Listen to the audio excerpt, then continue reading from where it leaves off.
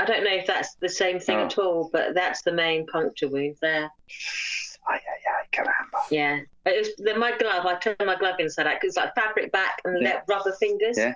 So there's a big patch of blood on the inside of the glove where it got me. Let's get ready to rumble!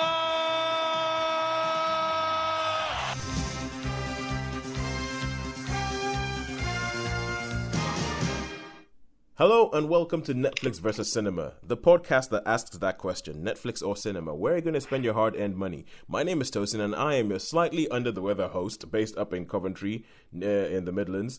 And joining me on the Isle of Wight are Sharon. Hello. And Shaun. Hi, you guys. Right, so now this is a week in which... Well, there's a lot of things that's happened. There's been a new James Bond trailer that's been released. There's been a new Black Widow trailer that's been released. Have you guys seen any of those?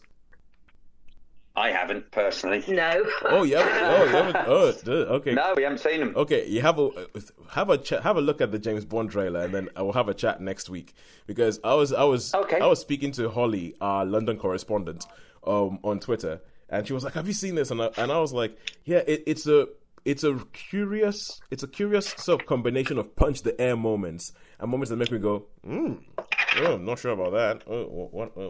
Where's that going?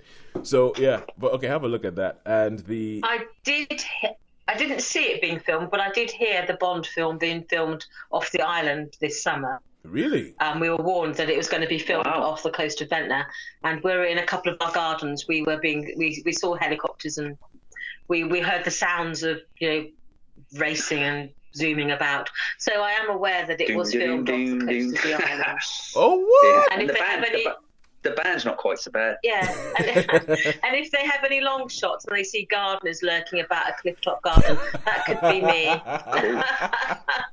Yeah, you see, now I'm going to have to reevaluate every single shot in this trailer that films them on water. Because, see if it reminds you of like Steep Hill Cove or Ventnor, something like that. Oh. That's where we heard it. We were just above Ventnor. Oh, because you see, now we used to have another podcast called They Don't Make Them Like They Used To. Well, because we were based on the Isle of Wight, we had a section which was called Isle of Movies, where we spoke about movies that were filmed on the Isle of Wight. I did not expect James Bond. We can now add a Bond to we can add Bond to the list. I did not expect James Bond to make the cut. So... But now he is in the illustrious company of films like the David Essex starring That Will Be the Day. But that's it, the highlight. All right, so but that's happened this week. But the real big news this week is that Sharon, you had your own Jurassic Park incident, didn't you? This week you had you had a life or death experience with some creepy crawly beastie. Yes, I didn't actually see it, but I have been told that I have been attacked by a false widow spider, and it bit me on the hand. And apparently, I was pruning back some diseased hellebores, which are not normally dead, and they were covered in tiny little mites. And I thought they're not big enough to bite me, but apparently I did feel something hit me on the hand, and I just assumed it was a bramble or a thorn or something that I would just brushed aside. So I didn't think anything more of it at the time, and then I started developing a severe reaction the next day, so it was not even immediate. But yes, a false widow spider got me. Apparently they do attack you if you take them by surprise. And they are Britain's most venomous spider. Yeah, they're not originally from British, are they? No, they've they're arrived. milder climes like the Isle of Wight, especially this was in Shalfie, and I was in an old mill house, so there was water nearby, so they do like water, and they like lurking in shrubbery, so it got me. And so I'm still running a temperature, and my hand is still quite a bit higher, bigger than it should be. You see, as soon as I see anything like that, I think, is it a false widow? You see, now, I've never heard of a false widow spider before this. I'd never seen one of them, and after the picture that you put on from Facebook, which I will put onto a Twitter account onto the Facebook page for the podcast. After the picture that I've seen, I don't want to be anywhere near one of these things, because oh my God, that looks evil. I feel essentially the picture you put of your hand looks like the scene in a horror movie before something bursts out of a human body and starts killing everybody. I had put hydrocortisone on it, and it did start oozing really majorly. It was just the most oozing. But so they actually punctured your gloves. You had gloves on. I had gloves on at the time. Wow. That must be. They're like fabric gloves with rubber fingers and rubber soles. Oh, yeah. So the back of the glove is like breathable fabric, so that your hands don't go all slimy. So it stabbed me through the fabric back. Because I said, oh, there's a black spot on my glove, and it was blood. I didn't notice it at the time because I do, as you said, gardening. You always there's thorns and bristles and brambles. Those old pyrocanthers, they can be nasty. They're nasty. They are, aren't they? I got a big thorn in that once before. So yeah, it's not unusual for me to go out and then ignore it, but this time it wasn't ignorable. No. And you were going all stiff upper lip thing about it, going, I'm sure it'll be fine. I'm sure. And my wife's a doctor, and I showed her the picture, and she and she essentially, I think you have a voicemail now from us, which is pretty much like, go to the hospital now.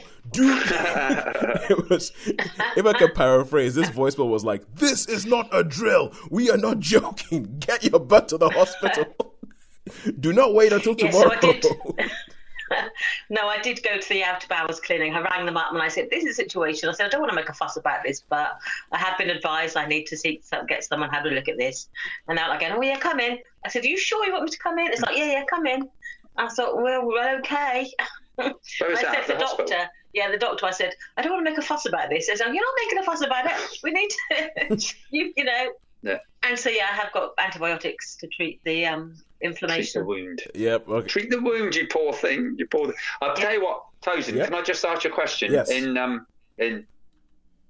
Nigeria, is there many creepy, crawly, horribly Yeah, there must be bitey, stingy things there. Yeah, there are bitey, stingy things. I don't think anything I don't remember ever being bitten or by anything that would give me alarm. Like we never. Well, okay, we have snakes, I guess. But snakes, yeah. we have snakes. I remember that we used to, for a while, we lived in the east of the country in a city called Aba, and when we lived there, I think they speak a different language to the one that my family does. So they speak Igbo out there, and one of the first words we learned in Igbo was agwo, which means snake. Because that was something you needed to learn how to shout. But, yeah. And we did kill a couple so maybe they were. I never got bitten by anything. I never got attacked by anything. But we do have them. Yeah, I guess it's tropical climates. You do have things that can kill you. But I don't know many people who. I personally don't know many people who've been attacked by one of them. So, but anyway, the bottom line is Sharon. Sharon, happy to have you. Happy that you're still here. Happy you're getting it treated. Yeah, still here. And you've given me one more thing to sort of haunt my dreams at night. But if you don't stick your hand in a bush, or if you don't go rummaging around in an empty old shed, because they like sheds and they like bushes and shrubs and places. Mm-hmm. So as long as you sort of don't go inadvisedly sort of poking about in them, you should be okay. But gardeners get bitten a lot apparently. Right. So gardeners and postmen, but by different things. Yeah. Okay. I suppose they look like black widows, do they? That's why they're called. They've got a marking on their back that makes them look like a black widow spider, but they are a false widow. I have seen them before, but I didn't see this one, so that's why it got me, because I just didn't see it. You'll never see me coming. The Mandarin. We like that. All right, go. All right, now. Sorry, Shaun. Okay, so now that we've done the admin, we've done the righteous thing, we've checked. Sharon is okay. Yeah. And now let's carry on. I'm still here. Yes, let's carry on. And for our first film this week, Knives Out, we're going to do something that we haven't done before, which is somebody apart from the three of us is going to give us the lowdown of what this film's about. And that somebody, befittingly enough, is Superfan Nina. Now, we recorded this... Hey. Yeah, Superfan Nina, we love her. We recorded this last week when we were thinking that before we looked at the schedule and realized that there was so much stuff we had to talk about and there was nothing out this week, so we pushed it forward to this week. But first up, she has this, and I'm going to play the audio. I'm going to put this into the podcast. The audio of how she ended up seeing Knives Out 2 days before it was released, and also the what's the word? Experience that she had when she went to the cinema that has to do about cinema etiquette. And this is something I want to ask you guys about your opinion on. So we're going to play Superfan Nina now. So, Tosin, Yes. Knives Out. Let's discuss Knives Out. We're going to discuss Knives Out. So, all right. So this film, so first, but before we see Knives Out, because we both saw this film, we're speaking on a Tuesday. Knives Out is not going to be released until tomorrow, which is the 27th. That's when it's on general. Is it not? No, it's not. I did not know that. Yeah, so I saw it on an Odeon Limitless preview screening, and you told me that, and that's just because I just got myself an Odeon Limitless card. But you told me that you won tickets to see Knives Out. Yeah, so basically Sky VIP, they've got an app. So if you've got Sky, Yep. you get a VIP app and you can apply for tickets. Yep. And it's the first time I've ever done it. I only got the app like 2 or 3 days ago. And then I applied for the Knives Out and won tickets to go and see it in Shepherd's Bush. Oh, nice. So it takes me back to our student days of when we were kind of living around those areas. Yes, I was hanging around Shepherd's Bush. I was like, so a whodunit in Shepherd's Bush, like on a Monday, I was like, there's no way I'm going to give up these free tickets. And for free. I was like, no, there's no way. No way I'm not going to do this. Did you go on your own or did you go with someone? So Will was going to go with me because he also loves a whodunit. You know, we're both obsessed with Poirot, right? Oh, yes. And anything like that. He loves his Agatha Christie, doesn't he? Yeah, we both do. We're really into like any whodunit, like Frost, like Silent Witness, Poirot. So I was like, "There's no way that I'm going to miss this." But basically, he was going to go and go with me, but he's got a big presentation or had a big presentation today. So he's like, "Oh, I really need to work." So I went by myself. Oh. I don't mind going to the cinema by myself, though. I think actually is the best way to go to the cinema. Well, unless it is good, but as you said, you went to the cinema and you experienced one of those things that is one of the reasons why Netflix might win this war, which is other people. I was so angry, Tosin. You would not believe it. So basically, I ended up getting there a little bit late because I decided to go and buy some snacks because there's a little shopping centre by the side. So I didn't get there late, but it said it starts at 6:30. I thought, there'll be trailers, everything will be fine. Actually, because it was a free screening, it started at 6:30. There were no trailers. Yeah. And also, the entire cinema was full, except for one seat. Oh, this lady had her bag on the seat. I had to say, excuse me, can I sit there? Is there anybody sitting there? She was like, no, there's nobody sitting there, in a kind of way. I was like, okay, fine, no problem. I'll sit there then. It's the only seat left. I actually came in with another guy, but I went just slightly ahead of him and got the last seat, and he ended up sitting on the stairs, which usually isn't allowed. Oh, wow. But I think because it was so full, they were like, okay, it was kind of seat stair kind of thing. It was a bit weird. Yeah. But basically, this lady, all the way through the first 30 minutes of the movie, was on her phone. This is the lady who had a chair on her back, had a bag on a chair. Yeah. So she sat right beside you. Right beside me on her phone. And I agree, fair enough. You're texting once, you need to check your phone. It's that kind of, we live in that kind of time, right? Yeah. But I've never been so angry. 30 minutes. And it was the key bit where, they're introducing everybody, they're telling everybody's backstory. They're telling you who everybody is. Yeah. And she's on her phone, and all I could look at, because I was not in a very good seat as well, so it's right close to the screen. Yeah. I was kind of looking up, so really she was I was kind of on the side, so where she was sat, her screen was right in my kind of peripheral vision. Yeah. So it was really distracting, and I had to say to her, I'm sorry, but could you put your phone away, please? She goes, I need to message someone. I was like, but you've been messaging somebody for the last 20 minutes. She goes, I need to send some more messages. And I was like, okay, I am here to see the movie and not your phone. She went, if you don't like it, go and complain. And continued to text on her phone, Tosin. I was angry. I'm not going to lie, I was angry. But one thing that I would say is that I think that she got the point because I was so angry. I think because I kept on doing that thing where you go, you know that...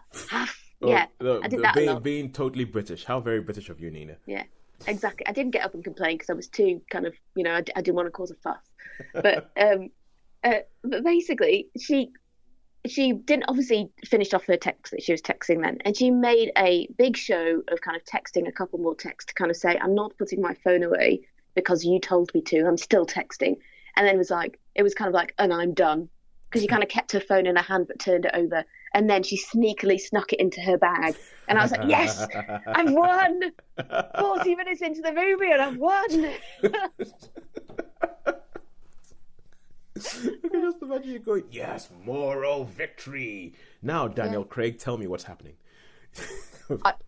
I do feel like I've missed the intro to the movie, though, so I'm going to go and see it again with Will, because he missed it anyway. Oh, yeah. So I'm going to go and see it with Will and watch it probably. Okay. And now that we're back, now we're back from hearing what Superfan Nina had to say about what happened to her in the cinema. Now, Sharon, when you heard this, you had last week you were talking about it, and you said you used the phrase "blood boil" when it came to this. Oh yeah, it just made my. If I wasn't already running a film, I would be now. It would make my temperature rise. Just the thought of that behaviour. I mean, yeah, I would be.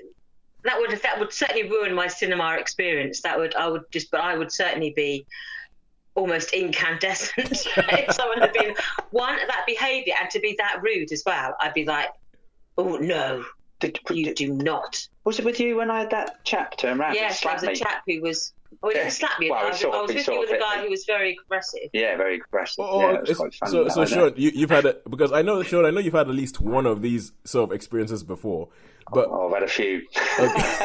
Okay, but this is one I haven't heard. Where someone hit you in a cinema. Well, yeah, basically, I was, it was one of the adverts were on and all like that. Yeah, the trailers. It wasn't the film was started, and this guy was very, very aggressive to me. He turned around, said something, and I said, yeah, okay, well, the film's going to start in a minute, and then about 3 seconds later, he turned around and said, I've told you, and sort of, he actually, not that it hurt, I mean, it was hard, but actually caught me on the knee and gave me a slap, and then the guy in another row, he turned over and he said, cut that out, stop being so aggressive. And I went, oh, thank you, my friend. Yeah. It was but he went from sort of zero to being quite cross. Yeah, quite cross, yeah. The film hadn't even started. So what was his problem? His problem was that you were talking or something, or what? Yeah, I was talking, I was talking with Shaun. But, I mean, the film wasn't on. So, it was during the trailers, Yeah, during the trailers, yeah. And I must admit, I think you can normally tell by the mood of the cinema if the trailer's a fair game or not. Because some cinemas, it's like, the cinema experience for them begins as soon as you walk through those doors. But there was murmuring and there was noise in the cinema, so it wasn't as if it was one of those quiet cinemas. But yeah, he was quite aggressive with it. I didn't like that at all. But look at I've had a similar experience to Nina's, but not quite so severe as that. But I was watching a film and there was two teenage girls who were sat about 5 or 6 rows in front of me. And then they had their phones out during the trailers. I thought, okay, well, it's the beginning. They haven't started. But they just never settled down. They were constantly, the phones were up, blue screens shining throughout the whole film. So every time they did this, obviously your attention is immediately drawn to this glowing screen. Yeah. Even though it was like 4 or 5 rows in front of me. So in the end, I got up and I was sat. There's several people next to me, but I got up and I climbed over them and I went down there and I said, you've got to put your phones away. You are disturbing the whole cinema. And they did apologise, actually. They said, oh, sorry, because I must have sounded like a teacher because I was like, you are disturbing the entire cinema by your behaviour. You've let yourself down. You've let your family down. You've let everybody. Yeah, it's true. Actually, that's and they did stop, actually, they did sat down because they were moving about. I said, Anne, you need to sit still and stop moving about because they were moving around in different chairs. So I was just giving a real telling off. And then I went and sat back, and we all enjoyed the rest of the film. I remember my mate. This is going back now. It must have been about 1977, and I think it was we were rewatching a Bruce Lee film, and they were gang. I just said my mate, Paul. His name was Paul Weldon. Hi, Paul. I know I haven't seen you for however many years, and he was fearless. And in those days, it was a little bit more aggressive. And I remember there were some lads down the front. There was quite a big bunch of them, and they're making a noise. And he just turned and said, "Boy, lads, can you shut up, please?" And there was about 10 of them, right, on this row, and they turned around and went, said something nasty, told him where to go, and he went down there. He got out of his seat. He went down, and he picked one of them up, and he said, "What did you say to me?" And they were like, "Oh, it was just," and there was like 10 of them like that. But this guy was fearless. Totally. He wasn't going to take any notice. And in the end, all these blokes sort of went out. You know what I mean? But yeah, I think there are etiquettes. There is an etiquette for being in the cinema. I think because they used to have those cinema trailers, and a number of years ago, wasn't it? Like where it was like, shh, don't talk, took your phone off, and it was basically spanning out how to behave in the cinema. Yeah. And I think in some ways they need to do something similar again. Say, you know what? It is not appropriate for you to have your phone on. It is not appropriate for you to be talking in the film, and it's not appropriate for you to be getting up and down every 5 minutes. So you need to learn that you're not alone. If you're how you behave at home, you have to behave differently when you are in a cinema. Because, you know, it doesn't. Some people don't have to pay for their ticket. When we have, you know, we're members of, we get our unlimited cards with Cineworld. But we're still paying. Pay for their night out. That's like £30. Do you know my biggest bugbear? And I know people can't do it, and it just seems to get louder and louder and louder. Is the plastic bags when people are getting their popcorn. They go, rusty popcorn. It's like that. And I'm thinking, oh dear. And someone, I remember I sat like where I normally sat, and there's someone sat behind me, and it was right at the back of my head, like, and it was going. It's just like. I had someone actually take a 6-pack of crisps in, and they proceeded to eat their way through the 6-pack of crisps all the way through the film. Oh Lord. Dear. Oh Lord! I was prepared to do violence. That's unheard of. Because I had this even recently. I went to see Frozen, and I mean, when I saw Frozen 2 last week, and I guess if you're going to see Frozen, you're kind of asking for it because there's kids in there and everything. Yeah. But there were some people behind me, and I think it must have been a mum with a kid who was sick, and they kept putting on the flashlight on their phone throughout the whole film. So you're trying to watch the film, and then all of a sudden you just see these shadows come up on the ceiling, and you're like, what is going on? I thought there was something wrong with the projector. I thought somebody was dancing in front of the projector or something. Then I was like, forget it. Then something else happened, and they were moving around and all that. And I remember I went to see a film. I went to see the Denzel Washington film Fences with. Oh yeah. I went to see there was a film with Fences at the cinema in Southampton with my wife Claudia and a friend of ours, Miriam. Hi Miriam. And we went to, and there were some people who came in front of us, and they just talked throughout the entire film. On their phone, it was kind of like you were like, and I was like, okay, cool. I understand that it's not the most action-packed film or anything like that, but you must have known that before you got the ticket to come in here. So why on earth would you spend money on a ticket, come into the cinema, and it's the Showcase Cinema in Southampton. It's not a cheap cinema. And it's like, it's like, why would you spend money, come in there, and then talk through that? What's the point? Why? If you don't like the film, if you're not paying, leave. Why are you there? So, but okay, now, with all these cinema etiquette questions, the big question that comes up with all this, because I think I said in the stuff with Nina, I said that essentially this is one of the reasons why Netflix might win this Netflix cinema battle. Why do we still go to the cinema? I personally think it is for that immersive experience. Oh, yeah? Because when it's a good film and it's a comfortable cinema, I mean, if it's uncomfortable, then it doesn't quite work. But if it's a comfortable cinema, the temperature's right, and it's a good film, you forget your surroundings completely, and it is a completely immersive experience. And you're not even aware of the passing of time. It is, you are there. And I think no matter how comfy you are at home and how good a thing is, when you're at home, it's a different vibe altogether. Yeah. I think because we never really turn the lights low, and we never really have that perfect surround sound, but there is still that experience of being at the cinema, of having a completely immersive experience that I think you can't replicate. And I quite like, sometimes it doesn't happen so often now, but I really like it when I'm in the cinema on my own.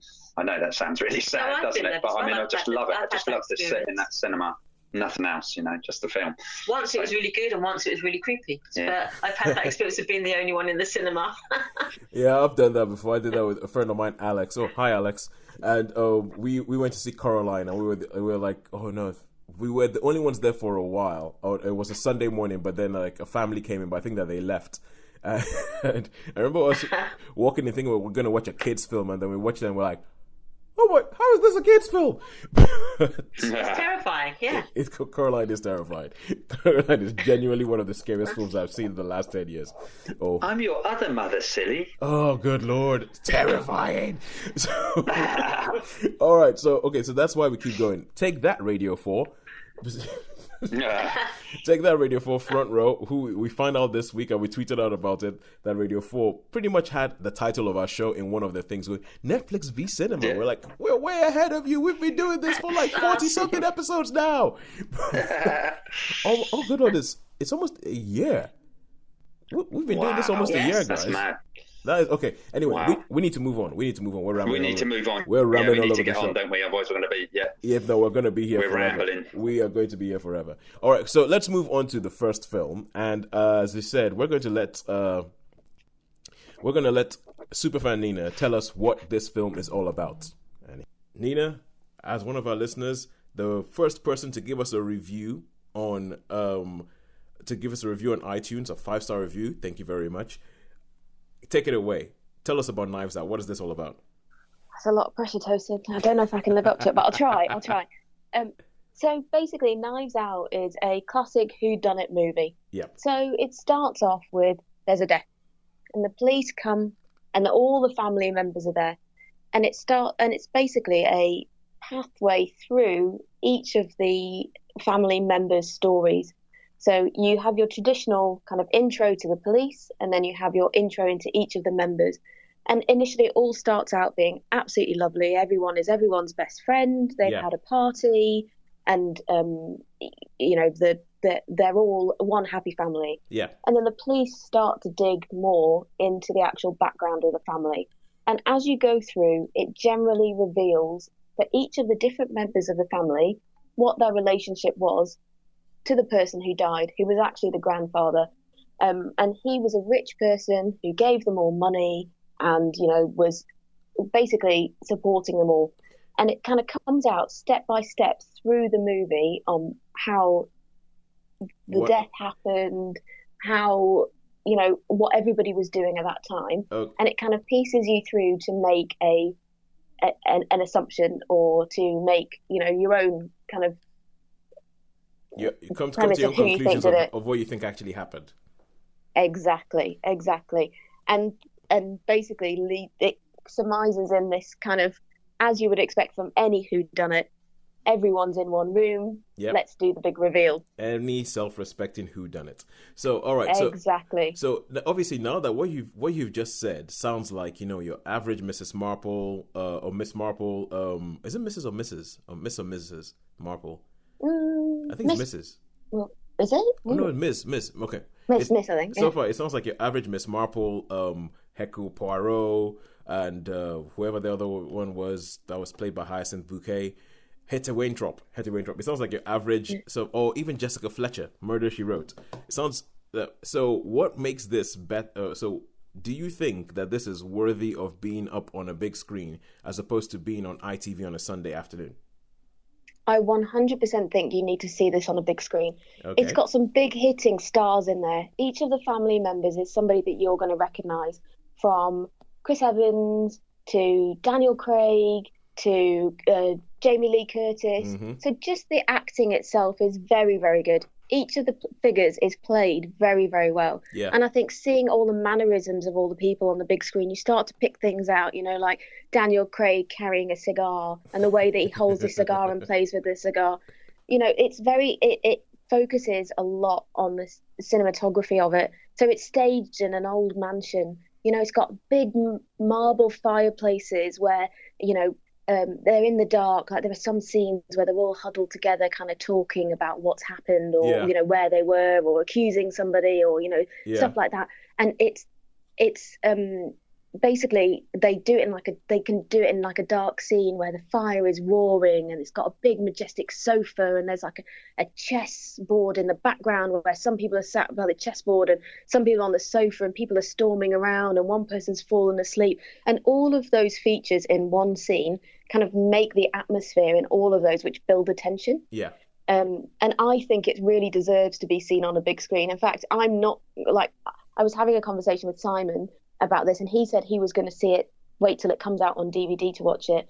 And actually, having seen it once, I will not, to see it again, I won't wait till DVD. I'm going to go to cinema and watch it again, because they do things like, they do use the classic tricks that you would have in a very good and well-made film, where, somebody is on the phone, they zoom into their face, they're in the dark, in the shadows, and then they step forward and their eyes are in the light. Oh, yes. As you can see that kind of moment of that's all like tension. Film noir moment. Yeah.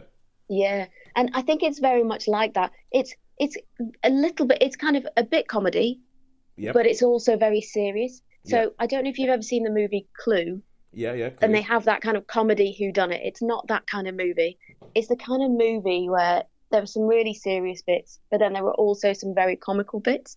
And, one thing I would say about this movie is it was very well made, but there were some bits where you could see they were playing with the cinematography, and it did drag a little bit, just in the middle, I think. Yeah. But other than that, it flowed very well. There was probably right slap bang in the middle when you're coming to your conclusions was quite kind of slow moving. And there was one point where I was like, "Come on, let's go, go. We need to move this along a little bit." Yeah. All right. So so you were saying that and also you just mentioned Simon. That is Simon, who is our American West Coast listener. Well, he better be after this. We're giving him a mention. He'd better be listening to this. So yeah. So and you mentioned Will, your husband. So the both of you are quite. You said you love your whodunits and all that kind of stuff.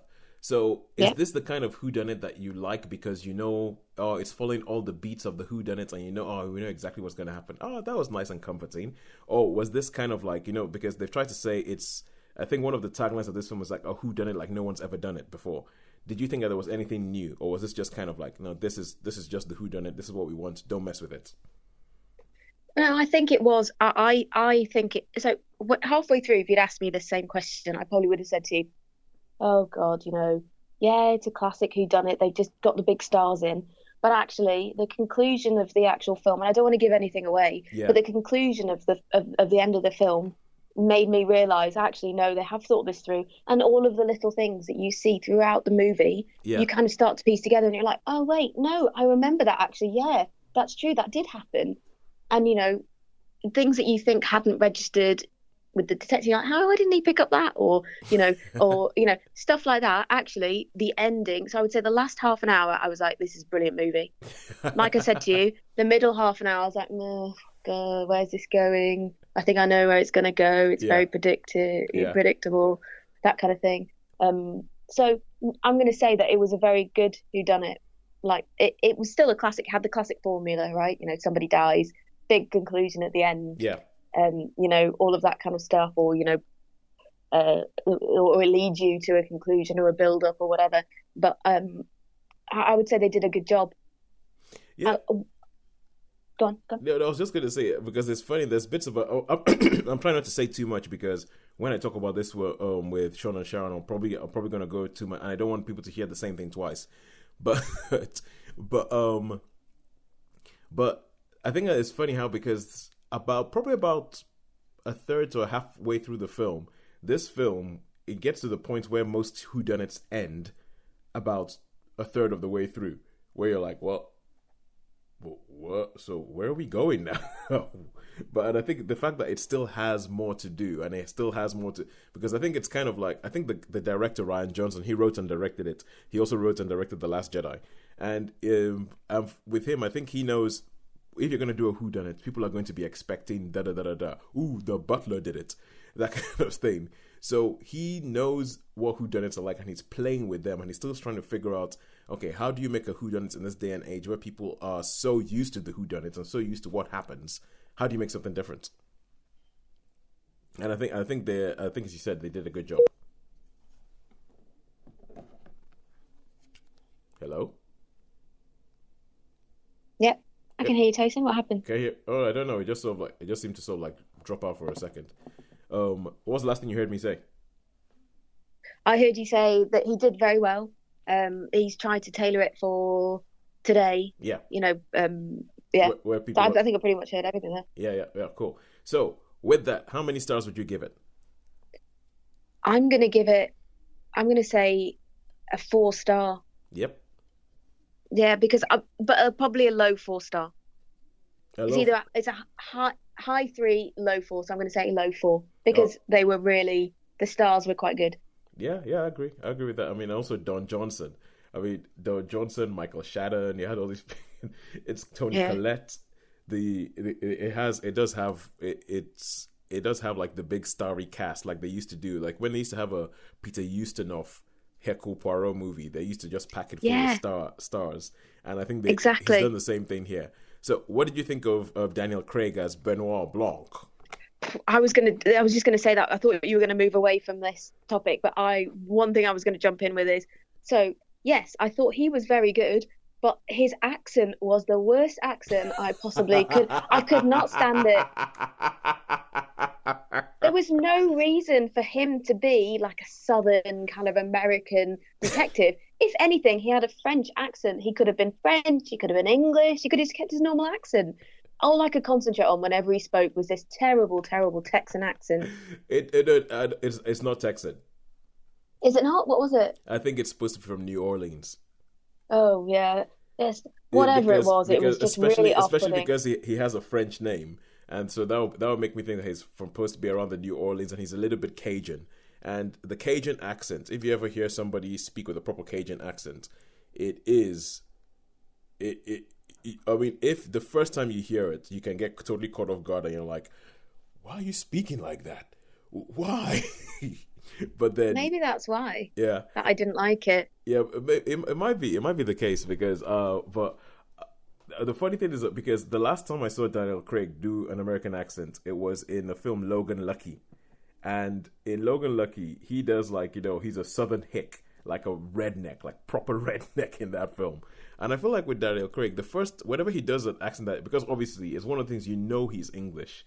And whenever he does one of those accents, for the first 2 minutes or so, I'm kind of like, oh, that's weird.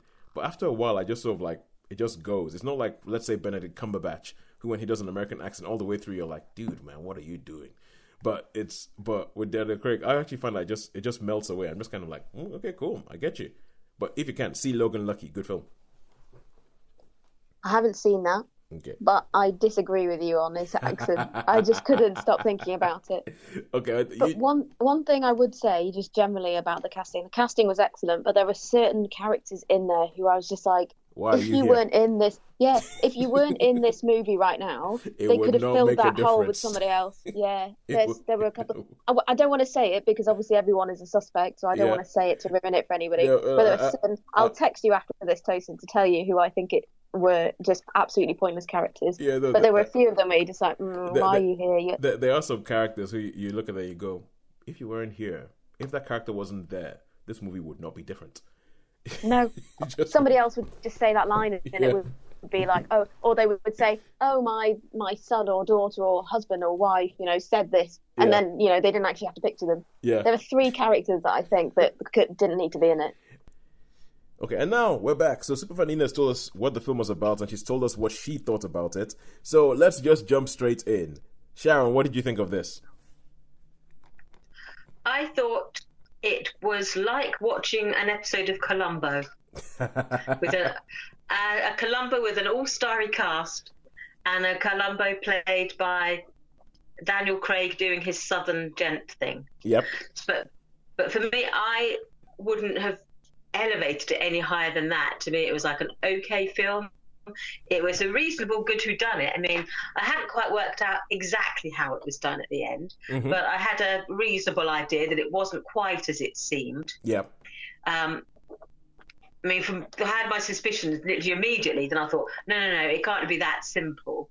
And then as the film progressed, I was thinking, actually, I think I might have been right. My very first instinct was to say, don't be hasty. But yes, I thought it was enjoyable. But for me, it was, and there's some good performances. Some of them, really obviously sort of took it to town and enjoyed their roles. Yeah, and I thought some of them worked better than others. We both thought that Jamie Lee Curtis really Jamie Lee Curtis, yeah. But I wasn't quite so convinced by Toni Collette, I have to say. No, I agree. And even what's his name, the old Captain America?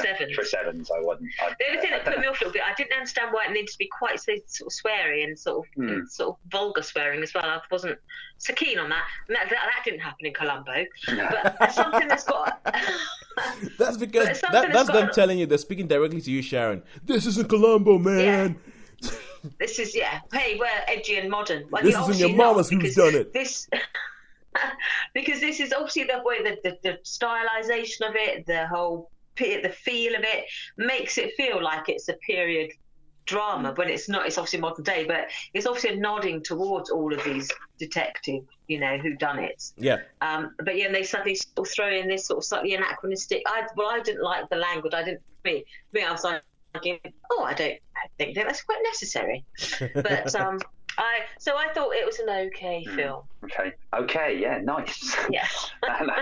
Okay, right. Yeah, for me, to me, this was all a bit hit and miss. I enjoyed some of the interaction with. Was really good, which was a highlight when certain scenes. Yeah. For me, this was all of scenes, but I mean, I'm not really a major whodunit fan. To be fair, you know, and I mean, and yeah, it was. I'd have to agree with Shaun. I think it was sort of okay, you know. As I say, it had moments, and there was some good interaction with some of the characters, not all of the characters. And it just didn't, you know. I mean, I didn't really have any idea who done it or whatever, anything like that. I wasn't that engaged with the film. I guess I just wasn't that engaged, which is why I thought the acting, I focused more on the interaction between the actors than the actual plot itself, you know, because the plot didn't really interest me. So yeah, so it was okay. It was okay. All right. Cool. How about yourself? Well, I quite liked it. I quite liked it. I think that the word I totally understand what you're saying about it being like an episode of Columbo, because I think it's a whodunit. It's it's the way it's built. Only that it's an episode of Columbo. I guess because in Columbo, I guess you always know who's done it quite early on. You do it quite early on, yeah. Yeah, and it's always about Columbo chasing this one person down. But this is more. There's just one more thing, Tosin. Yep. Yeah. No. Sorry. Yeah. Carry on. Well done. Well played. That man. You always find out, but with this, I think you have this whole thing where it's about there's suspects everywhere, and they give everybody. There's a little twist, isn't there? There's a twist every now and then, yeah. And I like the fact because I think with a whodunit, or one of the things I was talking about with Nina is that with a whodunit, it's almost kind of straight down the middle. You know where it's going to go. You know what the format is. And I think they twisted it up a little bit because I without giving much away, because I'm trying very, very hard not to give much away with this film. Without giving much away, I said, and I still maintain that about, I think, half to a third of the way through the film, that it reaches the point where most whodunits end, where you kind of think, oh yeah, well that's it wrapped up in a bow. We know who, yeah. But then it carries on, and then you're like, okay, why is the film still going? Unless I'm mistaken, we still have like an hour left. Okay, what's going to happen here? And I feel like there's some bits where it does dip a little. But I feel like it sort of pulls it up quite well. I really, really like the performances. I really like I think, Shaun, you were saying the interaction between the characters. I think Don Johnson. I don't know why, but whenever I see Don Johnson on screen now, I'm just kind of like, oh, this is gonna be a good time. Because Don Johnson, he just plays. He's just doing really, really well at playing like the smarmy idiot, quite frankly. He just because there's a little bit, I think, of almost every film nowadays, there's a little bit of like, the political thing in there, because they talk about because you have the character played by Ana de Armas, your friend, Shaun. Yeah. You recognize her this time? Yes. So Ana de Armas, and because they have this whole thing where none of the characters in this sort of like casual sort of like thrown around racism, where I'm pretty sure they don't even realize that they're doing it. They can't remember where she comes from. Like when they go, yeah, her family's from Paraguay. It's like, oh yeah, she's from Nicaragua. Oh no, they're Uruguay, and you're just kind of like, ugh. And for me, that's like one of my sort of like triggers. I'm like, but it's just sort of like put it, and I just think that it's really, really well done. There were bits of it where the family in this reminded me of the family in Ready or Not. Yeah. Without the hunting down somebody doing a murderous game of hide and seek thing, but I thought it was really, really good. What did you guys think of Daniel Craig's accent? Awful. I didn't believe that it was his accent. No. Because normally when the speech patterns and the way people talk, you think, okay. But him, I never found it was anything less than an affectation. So, yeah, it didn't entirely convince. The funny thing is, like, because in the Nina interview, Nina talks about the fact, she says, like, it was terrible, didn't like it all the way through. Oh, no, it was just distracting. On the other hand, I feel like whenever Daniel Craig does an accent, after a while, I just forget that there's an accent being put on. The same thing happened when he did the accent in Logan Lucky. But yeah. I quite enjoyed Logan Lucky. I seem to remember. Yeah, Logan Lucky's a good film. All right, cool. So with that, let's get on to, because I think we've said all we can say about this film without spoiling things. Yes. Yeah. Apart from, there's one thing that Nina said about useless characters. That there's some characters that if they were not in the film wouldn't make a difference. Yeah, what a lot of Michael Shannon's wife. Did she actually do anything? Yeah. This is the second time in 2 weeks I've forgotten she was in the film. When you said Michael Shannon's wife, I'm like, what? Oh my god, yeah. Oh my god, he had a wife. She even got a character name. Yeah, what's her name even? It's gone. Yeah, but there's a couple of characters in the film where if they were in there, it wouldn't make a difference. So how many stars would you give it? I'd give it 3. I'll give it 3. Mm-hmm. I'd pretty much written that down before you guys said anything. But it's like, yeah, I gave it a 4, as did Nina. So, but Nina said it was like a low 4. But she said that she really, really enjoyed it, but she did have some issues with it that were all around that. And I think I like the things like the whole idea of how one of the characters cannot tell a lie, because every time she lies, she sort of like throws up. I was like, that's just really, really good. All right, cool. So cinema kicks us off with a 3.5 this week. And now we go on to the first of 2 films this week, which blur. We seem to have one every single week that is just blurring the lines between what is cinema and what is Netflix, and making us mega, mega, mega confused. And this is The Irishman. And I think The Irishman has to be Netflix, because Netflix gave them money to make this film. This film would not have been made without Netflix money, even though it was in cinemas for a while. So it was in cinemas for a very short while, so it can still qualify for awards and all that kind of stuff. But then most of the people in this world are going to see it on Netflix, and making Martin Scorsese cry. As I think I saw a headline this week where it's like, Martin Scorsese says, "Please don't watch The Irishman on a phone." And we were talking about last week when, Shaun, you had been watching The Irishman, but you were like, pause that, I'm going to get back to it later, finish watching it off. Yeah, I know. I know, yeah, that's what I mean. There's a lot of complaint. Oh, you should, how could you? Well, I think you even said to me yourself, you said, how could you do that to a Scorsese show? Not that you minded, but you were saying there'd be a lot of people. There'll be a lot of people who would say that, yes. Yeah. But it's 3.5 hours long. I mean, do they expect you to sit through that in one go? Well, yeah. It could have been... could have been like Peaky Blinders, couldn't it? Could have been like 5 episodes or whatever. Well, it could have. Yeah. This could very easily be a TV series. It could easily be a TV series. And I feel like, even though it's 3.5 hours long, there's some reasons I will get into that. I feel like there's some stuff that has been cut out of the film, and I feel like there's a lot of stuff. Okay. I feel like he had more stuff to put in, and this is him being disciplined and cutting things down.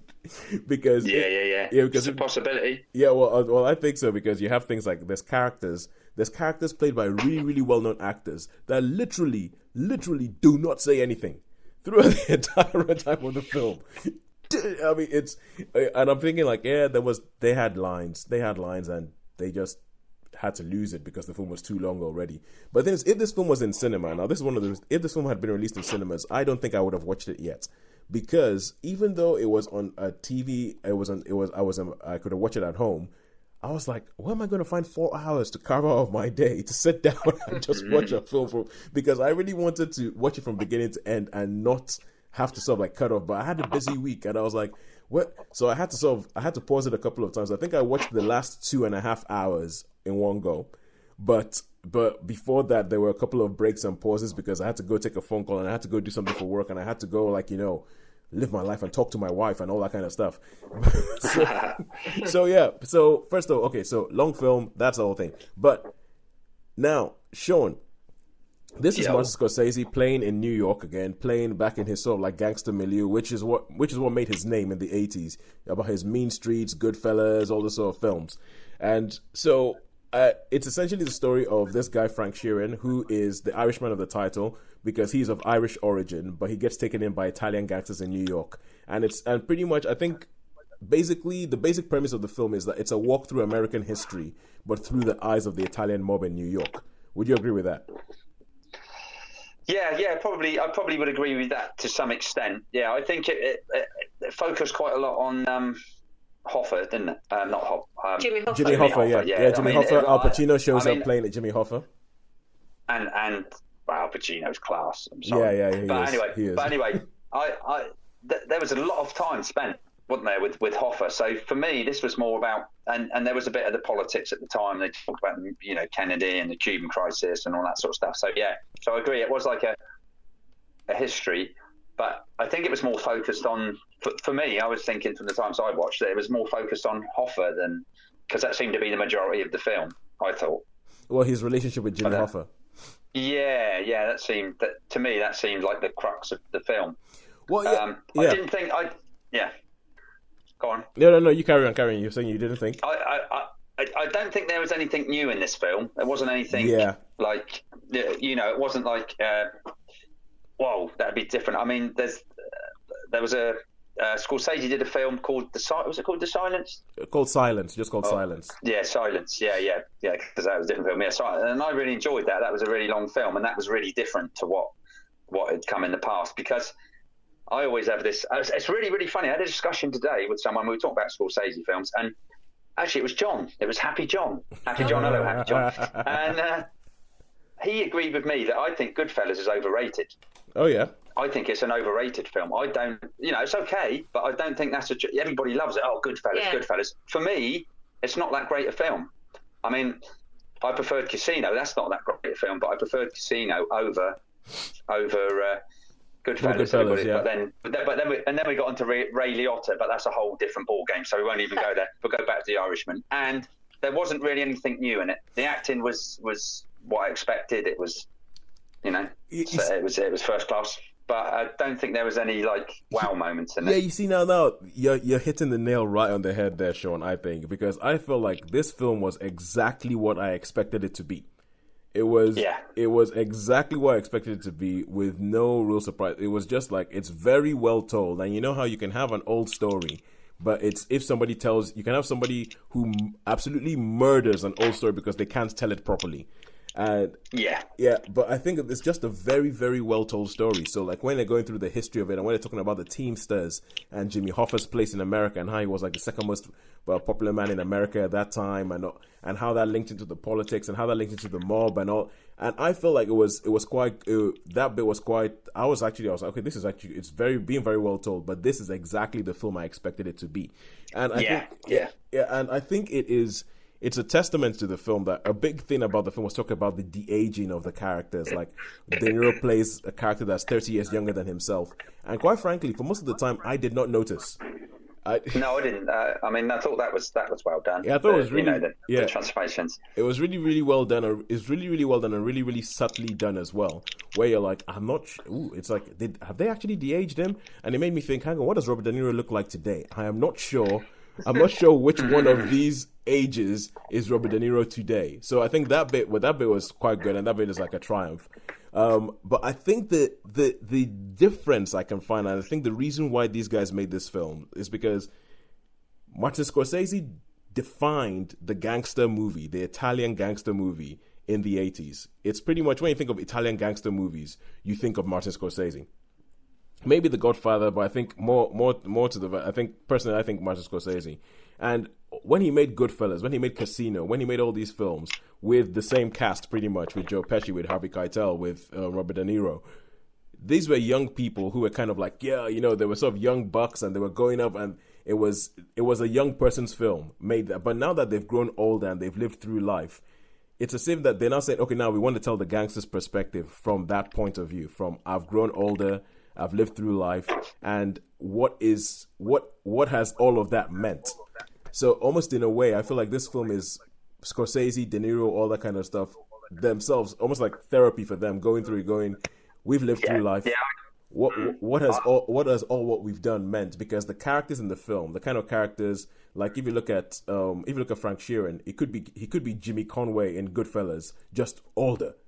And okay. and looking back over his life and going, oh yeah, that time when we made that Goodfellas film, what was that about? Or that time, because Goodfellas self ends in a way where most people are still alive, they're still in that life, all that kind of stuff.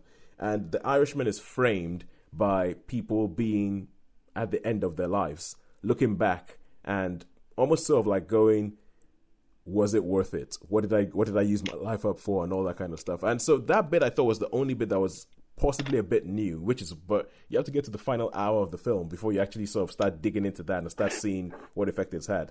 So with that, I thought it was good.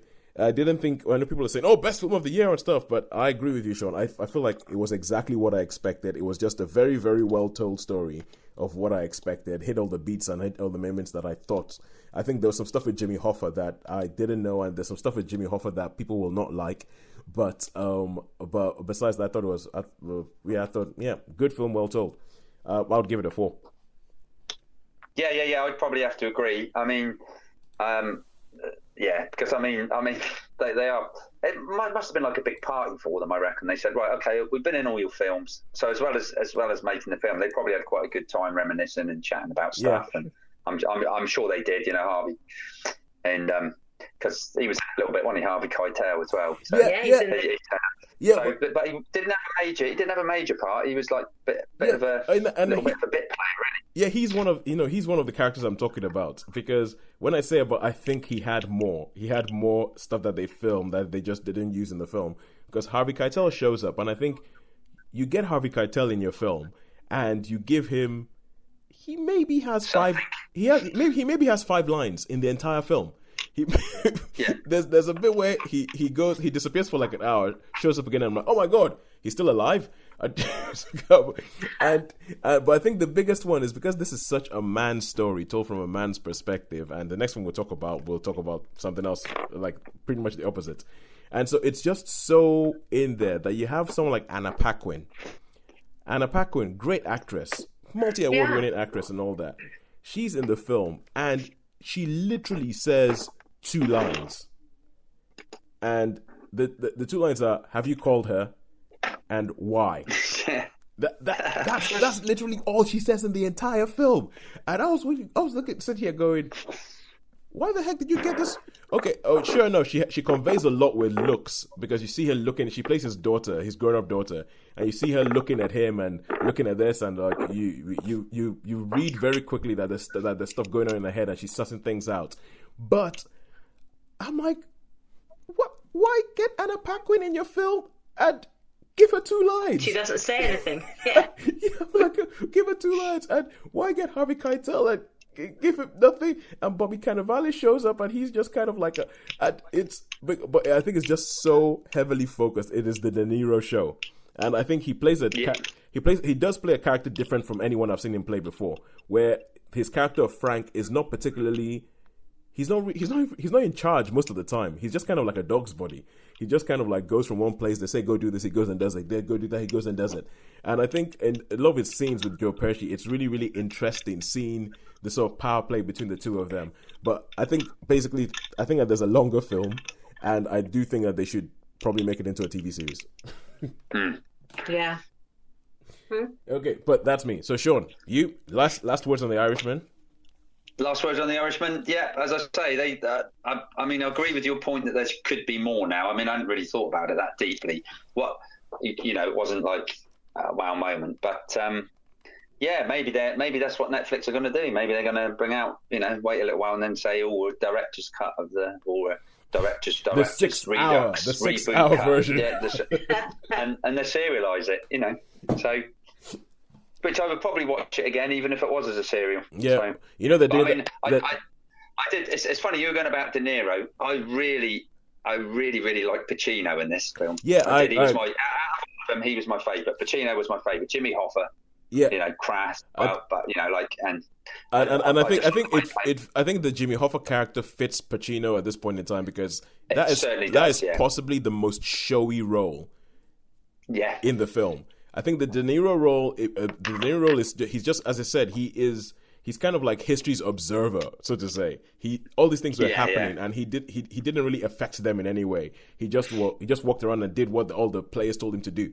And, that's right, exactly, yeah. Yeah, but Pacino was doing stuff, and I think I really, really like Joe Pesci, because obviously he's in all the Martin Scorsese movies before, he's always been like the hothead. And I love the fact that this is just a total inversion of that. But anyway, we spoke about this for too long. Too long, yeah. We had 4 stars for The Irishman, and now we need to move on. So, the timer went off, but it didn't make any sound. Anyway, now we get on to Charlie's Angels, which we have seen which Shaun and I have seen in the cinema. Yes. So, Shaun, quickly tell us, Charlie's Angels. I mean, like, if anybody doesn't know, what is this about? Right, Charlie's Angels obviously was it 80s TV 70s. program, 70s TV program. Yeah. Has been made there was a couple of films made 90s, 2000. I don't know. Yeah. I've 90s. never seen the other films. 90s, early 90s. I've never seen the other films because Drew Barrymore and everybody said. Cameron I think Diaz. I'd seen clips and stuff, and I mean, I never really even got the TV series, so I remember the Bosley bit. Okay, Angel. I can't do that voice, but you know what I mean. The iconic Bosley voice. Yeah. But well, this show basically, Bosley is like a name for lots of different characters. It's like a rank. Called Bosley. It's like a rank. Yeah, it's like a rank. It's like a lieutenant or lieutenant, as they say in America. Okay. Yeah. So basically, the story is pretty much they're like agents. You've got these girl agents, and then there's also this massive company that's created a thing that harnesses electric but can be weaponized. So they have to try and do it. And there is a girl in the company that like knows it's weaponized, and they tried to. Yeah, the company tried to get rid of her. Yeah, she pretty much created it. She pretty much created it, and so they're trying to get rid of her so that because she's making these waves, and obviously it comes within the remit of Bosley and the Angels. So yeah. Now this, I've got to say, Tosin, that's basically the story, and there's and the rest goes on. Can I ask a tiny question? Ask what you want. Yeah. Is this like a standalone film? Do any of the is it like the Angels have been around for a long time and they've just got different agents? Okay, or is this just I really enjoyed none that of the bit. previous Angels exist? Yeah, they do have nods. They do have. That was a really good part of the film. That's a really bit that I enjoyed. They have nods. Because they do have nods. The film kicks off at the beginning. One of the Bosleys is played by Patrick Stewart, and the way they said is that he's the original Bosley, and they have this montage that says that he's been there from the very beginning. So he's been so they have these pictures of him in the 70s with the 70s Charlie's Angels, and then with him in the 90s with the 90s Charlie's Angels, all the way up to the present day with it. So the whole idea is that this thing started off in America, but it's grown and grown and grown, and like the Townsend agency, because it's Charlie Townsend, and his agents are called Angels, has now grown and it's now all over the world. So they do acknowledge that all these other things do exist, and but now we've gone international. Always have existed. Yeah. Oh, that makes sense then. Thank you. Okay. Yeah. So Shaun, it's not... I was just curious about that. Yeah. Shaun, you're about to say something. You're about to launch into something, I think. I was going to launch into something. Do you know what? I was thinking I'm really, really not going to like this movie. But it's not going to be the sort of thing. Yeah. Back to John, the Happy. He goes, I'm not bothering to see that movie. It'll be rubbish. He said, I've seen it from the Happy John. Happy John. Yeah. So he wasn't going to go. He didn't want to come see it.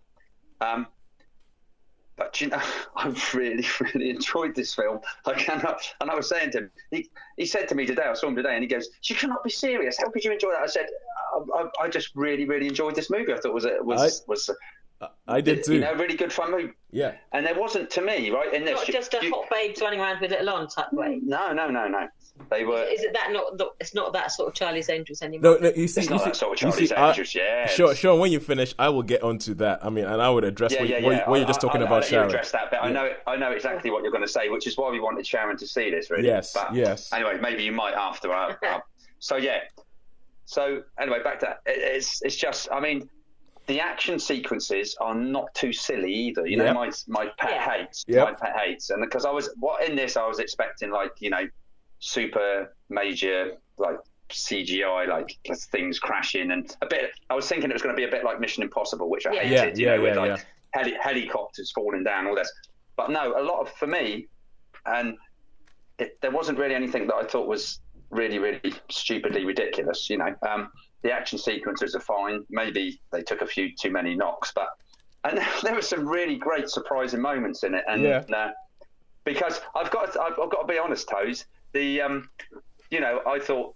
I mean, at the beginning, I don't know if you sort of was thinking, well, we know he's going to be bad. We know. Yes. You can just tell, and it's played that way, isn't it? Essentially, and I was convinced. I tell you. I was convinced. I thought, I know what's going to happen there. I can tell straight away. I know who the bad one is. I can. Yeah. They seriously had me hoodwinked. They seriously had me hoodwinked. So it was great. I really enjoyed it. Well, I think they do this thing where, because there's a lot of tropes, and it's when we talk about, how in The Irishman they cast really, really good people and then give them nothing to do. They do a little bit of that in this film, where they surround, but I think it's done by design, where they surround the cast and they surround the central angels with all these different people. And there's all these tropes that you have that show up in all these spy movies and spy TV shows. You have the person who is retiring and, what's going to happen there? You have the person, and so they give you all these options of, this could be the person who you think is dead, but oh no, they're coming back. And they cast them with really, really well-known people. So and I felt like there was a bit where I kept switching, going, okay, yeah, that's obviously what they're doing here. Hang on, no, wait, no, that's obviously what they're doing here. Hang on, wait, no, that's obviously what they're doing there. And sure enough, at the end of the day, it ends up being one of those things. But I think they've given you so many that you end up. They're giving you so many that obviously one of them is going to have to be right. But it's but so I agree with you. I thought that they did well with that. I mean, the option that they went for in the end, I was a bit disappointed with, as to what was going on and the bad guy and everything like that. The option they went for, I was a bit disappointed with, but I was quite good. Yes. And now getting on to Sharon, about your question about, is it just angels walking around in skimpy clothes doing stuff? Yeah, is it just hot babes? Okay, now this film I think is, and I listened to Mark Kermode talking about this, and he spoke about how subversive this film is, and I agree with him massively. The first scene of this film is Kristen Stewart's face. And it's Kristen Stewart's face saying, and she's speaking directly to the camera. And the first thing you hear in this film is, well, I believe women can do anything. And that is pretty much like the manifesto for this film. That they've made what looks on the surface like a big bubblegum action movie. And it's like, a popcorn action movie that just happens to have women in it. But from the first scene, they make it plain that no matter who they're going to be fighting, whether it's going to be Blofeld or whether it's going to be blah, blah, blah, blah, that is the bad guy. But the real bad guy in this film is the patriarchy. And yes, the real bad guy in this film is like, it's perceptions of what women can and cannot do. It's like, the lack of representation that they've had, the lack of them being at the front and all that kind of stuff. I mean, it's not even a subtext. It is right in your face that definitely that this film is being made, because it's like, we've had all these films for so long where all the men are front and center and they're doing all this kind of stuff, and now we're going to make a film that has women at the front and center of it and has women issues on it, and it's like, and I feel like they do seem quite.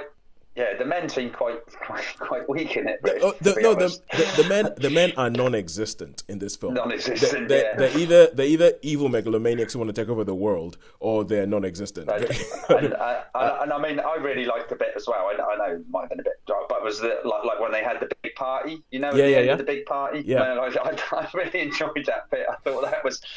I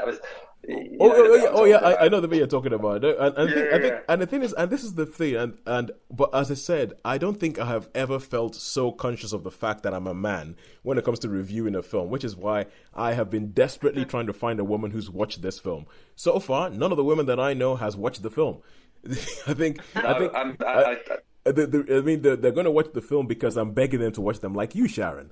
And Holly hasn't watched it, and Nina hasn't watched it. And I'm like, please, because there's some things I think, but I really think for women of our, I'm not that I'm the same age as Holly or Nina, but I think I'm a little bit older than both of them. But I think women of our age, and I'm talking about anyone sort of over 30 really, has an instant picture in their head when you say Charlie's Angels. Yeah, I'm sure. And you tend to think, that's not for me. No.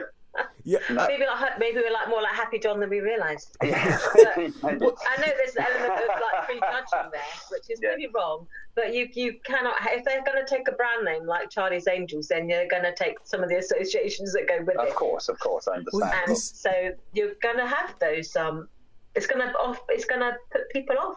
Well, you see, and now as well as attract. And now this is the thing that because this film has not done that well in America. It's essentially been labeled a flop, because if you don't do well in America, all of a sudden you're a flop.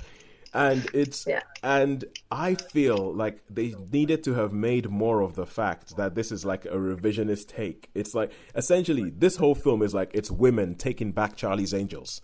That's what this whole film is about. And as I said, it's as plain as the nose in your face.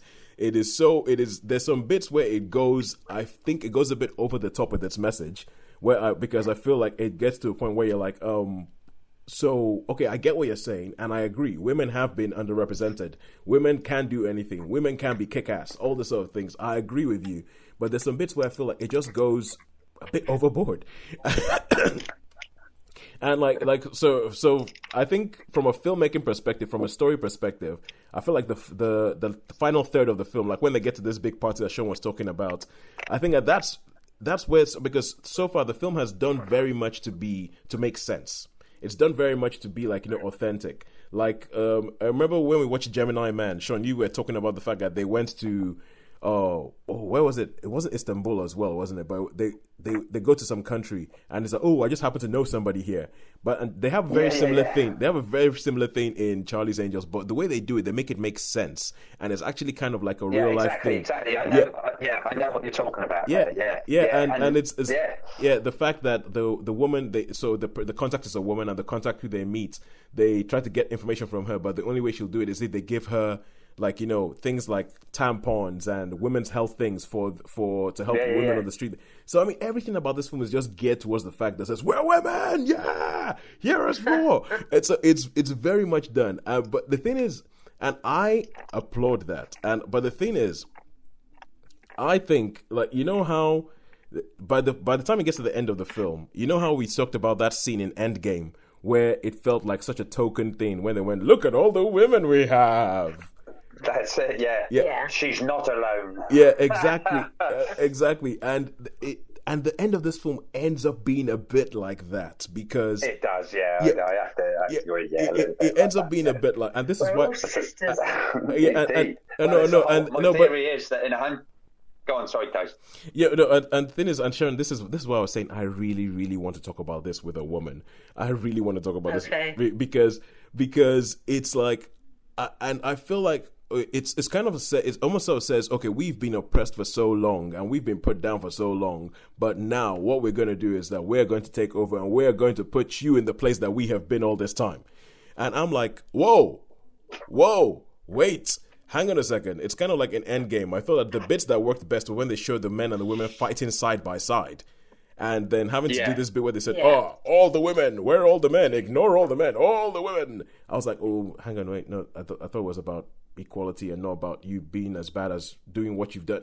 So towards the end of the film, it's kind of like, I'm actually, my mind is like, so in this world that you're building, because obviously the bad guy in this film is the patriarchy, and you're fighting against like the perception of women and everything like that. And the way the film ends, it did leave me with a question that went, so in this new world of yours where women can do anything, is there any place for men? Wow, that's it. Yeah. And I was like, is there any place for men, or are you just going to, is your thinking eradicate that? And so for a film that, on the surface of it looks like a popcorn blockbuster, I feel like Elizabeth Banks, who wrote it and directed it and stars in it as one of the Bosleys, I feel like she's put so much in there, and I could talk about this film for hours because there is a subtext that is right in front of you as to what on earth is going on here. It's like, what is actually you're thinking about gender equality? How do you think it should go? So yeah, please, Sharon, please watch this film. And I have questions to answer. On that sort of the gender politics side of it, because again, I think it's cultural as well. I think women's experiences are different in different cultures, and I think the same as in America as in Britain. I think we've seen women prime ministers, we've had a female monarch for nearly most of it, well, all of us, it's the whole of our lives we've had a female monarch, and we've seen women do different roles that previously women have never thought they were possible. So I've never ever felt that I wasn't able to achieve anything I wanted. But I don't know if that's because I'm not a woman raised in America where they've never had a woman president.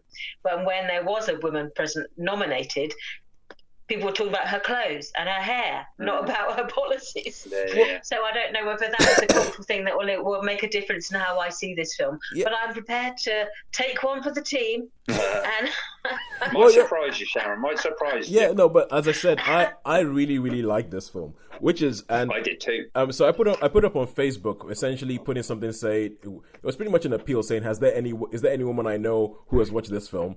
And what I got was people complaining about the film and how they thought it was rubbish.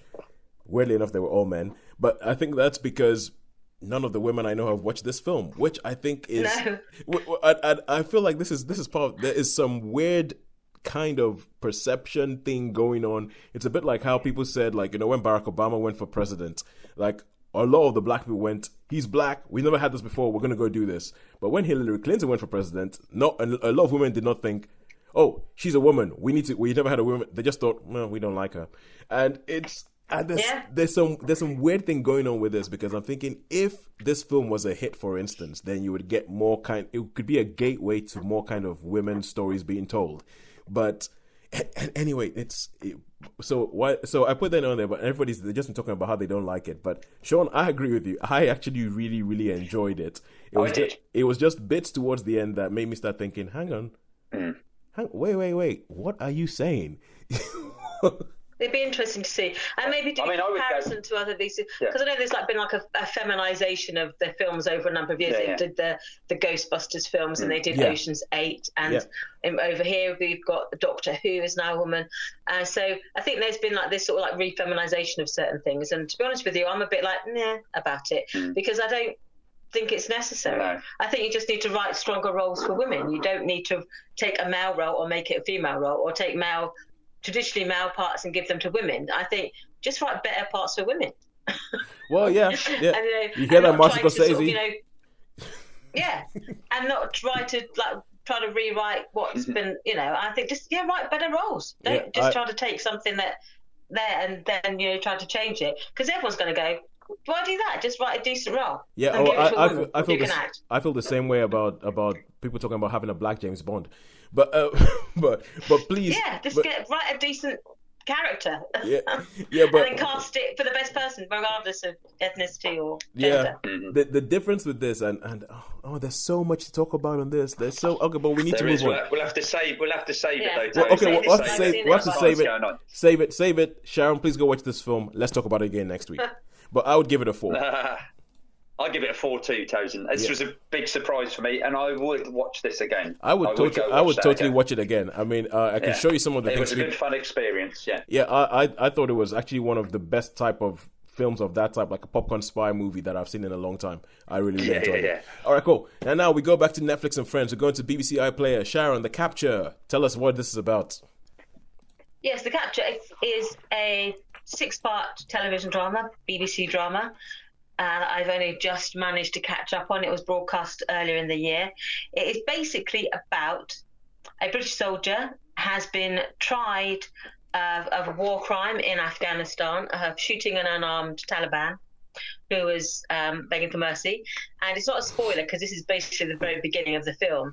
He is acquitted of that crime by, they saying there's a fault in the video recording, his body-worn video. They're saying there was a fault with it, there's a time delay. The words he said, if you move them like 5 seconds, then they have a completely different meaning. And they say, oh yeah, actually that's, so they've got an expert to say, oh yeah, the video is faulty, there's a time lag, and so actually that picture doesn't match those words. So he was exonerated. And then later that evening, after his party at the pub, there's a CCTV operator is watching out of the pub window, looking at monitoring all the CCTV, and she spots this soldier there because there's something about him, and he's talking to a woman. And then as the story unfolds in this first episode, you then see this man, you then see him assault this woman, drag her off in an apparent kidnapping. Right. You then switch perspectives and you see the perspective of this soldier, and his recollection of the evening is quite different. Is that he went to the pub to celebrate with his solicitor. He walked her outside to her bus stop. They had a chat. They had a little bit of a smooch, and then she said, "Oh, I'll see you later." And she gets on the bus and drives off, and then he goes somewhere else. So his recollection of the events is that, he waved her goodbye and she carried on. And then, but the CCTV of the events shows that this woman has been kidnapped. And there's a potential crime going on. And then into this situation, you have a young up-and-coming police officer played by Holiday Granger, and who plays, I'm just trying to think what her colour. Jane, policewoman. Yes, that's it. Rachel Carey is her, DI Rachel Carey. So she's like the senior investigating officer of this inquiry, and so she's trying to unravel what's exactly happened. And what starts off as like you think is going to be a quite straightforward, or they're going to see if they can, find the evidence to prove that this crime has been committed. It then takes a sudden turn, and it becomes more about evidence. Yep. Can we believe what we see? How is it possible to deceive people by maybe making people believe that what they're seeing is not actually what they're seeing? And it looks into basically how, and it sort of takes the turn into the world of sort of counter-terrorism, and it sort of explores different ideas, and the capture then takes on various different meanings. The capture can be referred to the arrest. The capture can also refer to capturing an image, screenshot, and it can also refer to a sort of a denouement after a sort of a bit of a mystery. So you have these different layers. So what do you think is going to start off as quite a straightforward crime, thriller with a little bit of twist because it involves a British soldier, takes on a much more complicated and interesting turn. Cool. And so there's some really interesting cameos pop up in this. So we've got Holiday Granger as the DI who investigate it. The soldier is played by Callum Turner. He does this job very well. Ben Miles is in it. Yep. Ron Perlman pops up. So we know that there's an American line. I'm not going to tell you any more about that. Ron Perlman, and Famke Janssen appears in it as well. Ben Miles, Ben Miles in it. Famke Janssen appears as another American role. And there's some really interesting. Leah Williams, we used to see her a lot in the sort of 90s, but she's sort of back with a vengeance. I've seen her in a few things lately. Right. Okay. So it's a really interesting cast, and I thought they did it very well, but each episode almost sort of ends with you in a different place. Oh yeah. When you think you know what's going on, and then it's suddenly every now and then you go, "Well, hang on, I did not see that coming." And as someone like all of us, in this virtual room, we get used to how films are made. You get used to how they sort of lay the breadcrumbs of a story, and it's not often that something does have managed to surprise.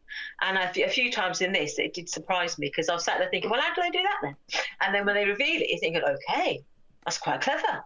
All right. So I thought it was a well-made, interesting, thought-provoking drama. And that does have an element of the moral in there as well. So I quite like that, that there are some grey areas. It's all just black and white, and there's guilty, not guilty, or there's the truth or lies. Yeah. And you see the blurring between all these distinctions, and I thought that was an interesting turn for Intriguing. A modern piece of television drama. There's so much stuff out there. There's so much stuff out there. Oh my God. Well, this was one that I had been meaning to watch. And when as months go by, or over a couple of months go by, and you think, shall I even bother? Wow. Because I downloaded the whole series thinking, I download it all, so I've got it all. And you see the clock ticking saying, this is going to be deleted from your... And I was thinking, I've got to watch it. And I started watching the first one, I was thinking, I know where this is going, and shall I even... And then by the end of the first episode, I was thinking, actually, I think I might persevere with this one. Because a number of times I've downloaded a whole series, watched the first maybe one or two, and then thought, I don't really care what happens now. And I've deleted them, and then I've just read the synopsis on IMDb to find out what's happened. Yeah. And I think that's good enough. I can visualise the rest. I don't need to actually see it. Yeah. Okay, but this did not make me do that. Oh, okay, cool. Because it seems like the BBC are doing quite a lot of things like this, especially when it's like led by one woman, one man. You have Bodyguard, all that kind of stuff, and all that. So it's pretty good. Because they're bringing out that BritBox, aren't they? So yes, they probably want to fill it with good stuff. Yeah, they want to fill it with good stuff. But I'm sure. The American influence makes me think that this is another BBC HBO cross-platform thing, blah blah blah blah, which seems to be happening. like his Dark Materials, which is going on at the moment. But anyway, so how many stars would you give us? I'd give this a 4. Ooh, 4. I don't know why I'm surprised. Yeah, everything you were saying was pointing towards a 4. But so I have absolutely no idea why I'm surprised. All right, cool. Anything else you want to say on that before we rush on?